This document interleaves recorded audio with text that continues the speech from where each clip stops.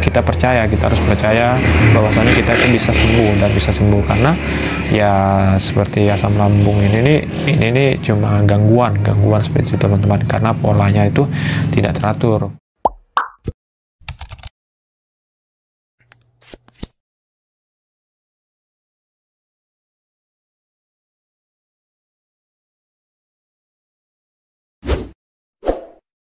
Semangat seperti itu teman-teman ya.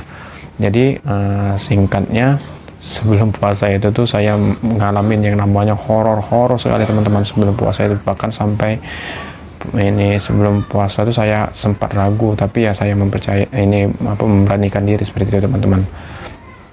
Nah jadi di situ saya menjalankan puasa selama 1 minggu, alhamdulillah lancar. Nah selama 1 minggu itu tuh horor sekali teman-teman. Tapi pada saat puasa ini teman-teman ya, pada saat puasa itu tuh lambung ataupun asam lambung, sensasi dan sebagainya itu tidak ada reaksi sama sekali.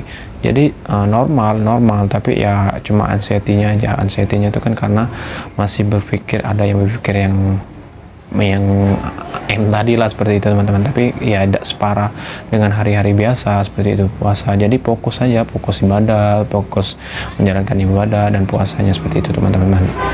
Nah lanjut di 2 minggu sampai 3 minggu lancar, tapi di sisi lain saya selama menjalankan puasa itu masih menjalankan minum obat, minum rekomendasi istirahat yang cukup, menjalankan 3 pola P yang disarankan ya, yang kita ketahui 3P, yaitu pola sehat, pola hidup, pola istirahat seperti itu teman-teman. Dan yang pastinya selama puasa itu tuh ya positif aja lah, positif kalau kiranya kita itu bakalan sembuh seperti itu teman-teman.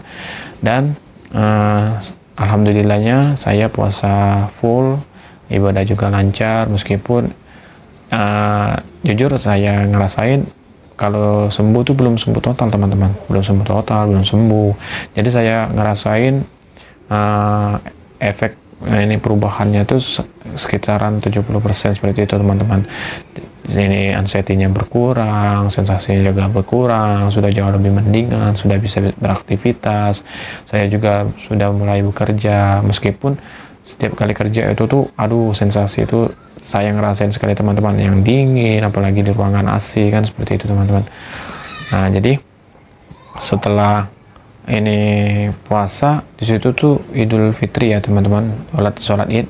Nah di situ pada sholat Id anxiety saya mulai kambuh lagi, takut lagi, dan tepatnya saya tidak sholat Idul Fitri ya teman-teman, karena kambuh teman-teman. Pas saat pagi-pagi itu terkambuh, seluruh sensasinya datang lagi, seluruh panik itu datang lagi, dan di situ saya kayaknya belum bisa untuk sholat Id karena takut lah, karena ini pernah bukan depresi, pernah takut ya ibaratnya itu kan, jadi momok ibarat atau ketakutan pada sholat Jumat pada anxiety yang pertama itu. Jadi sedikit trauma ya teman-teman seperti itu teman-teman.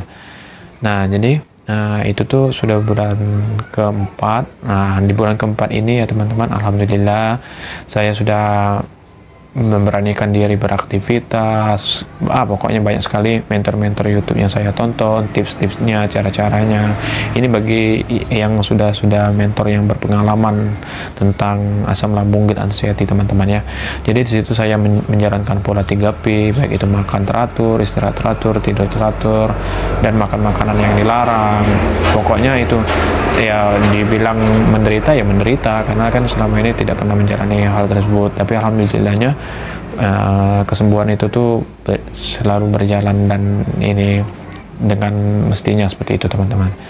Nah jadi di bulan Mei itu saya sudah lebaran, sudah mulai aktif lagi bekerja.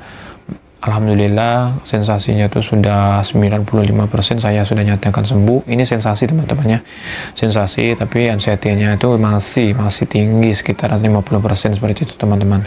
Jadi ada momen-momen seperti di keramaian, di tempat momen-momen tempat keramaian itu saya masih anxiety-nya tinggi seperti itu teman-teman. Apalagi kan ya kerjaan saya tuh di bagian lapangan, pokoknya seperti itu teman-teman ya.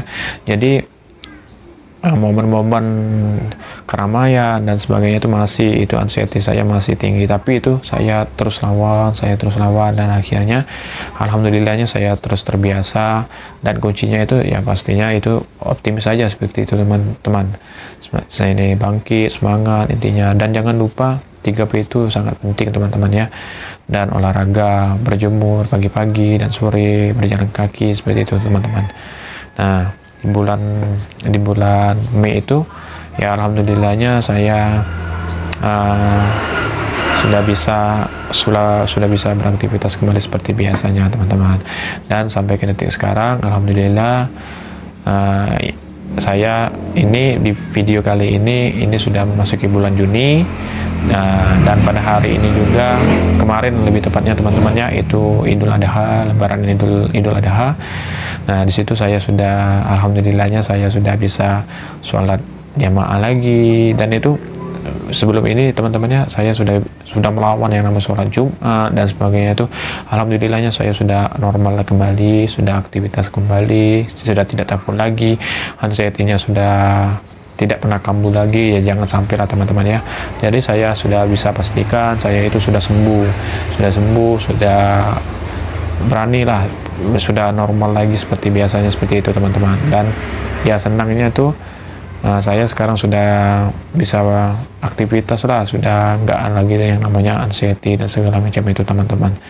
Tapi ya jujur teman-teman, kita jangan sampai terledor, jangan sampai lalai seperti itu teman-teman, karena ya memang benar kalau di saat kita itu 3P-nya tuh mulai beratur lagi, ya itu masih ngerasain sensasinya itu seperti misalnya kita makan yang dilarang itu timbul begat, timbul senap, sampai ke belikat, itu tuh pasti itu teman-teman, pasti ya, karena namanya kan kita masih ada riwayat asam lambungnya itu berjalan dengan sendirinya teman-teman.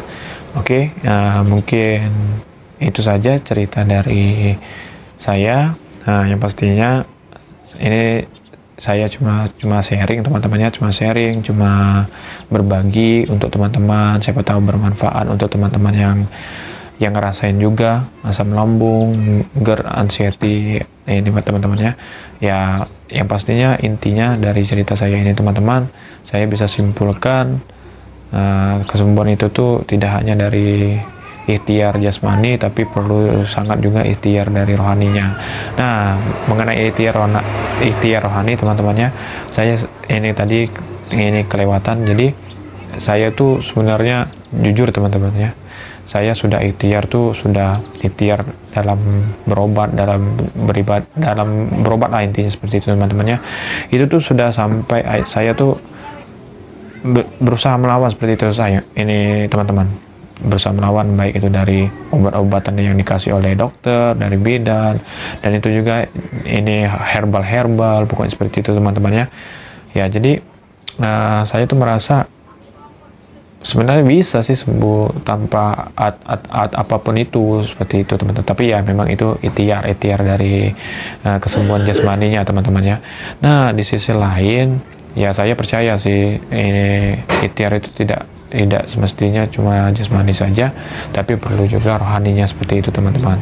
Jadi ya kuncinya itu kita harus juga fokus ikhtiar rohaninya juga, kesembuhannya dari ibadah, dari kita memperdalam ibadah, dari kita mengikhlaskan, itu bersabar ya, karena anxiety ini teman-temannya, kalau kita tidak sabar, tidak bisa menahan ego, tidak bisa menahan ini, ya pasti kambuh seperti itu teman-teman. Karena anxiety ini berkaitan sekali dengan asam lambung ataupun GERD seperti itu teman-teman. Karena ya kaitan semua seperti itu.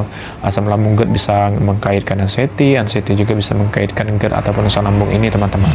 Jadi itu tuh harus balance seperti itu teman-teman.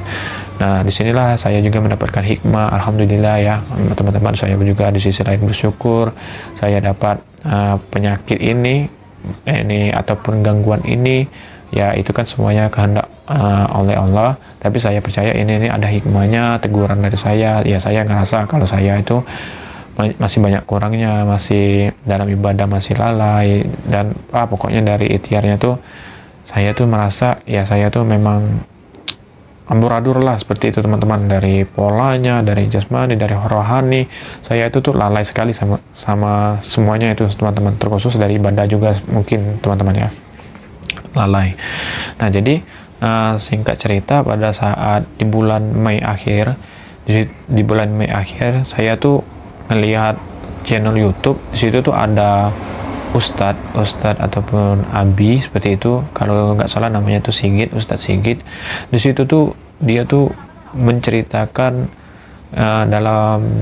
dalam video TikTok ataupun video live dia itu teman-teman, dia tuh berbagi pengalaman atau sharing juga seperti saya ini berdasarkan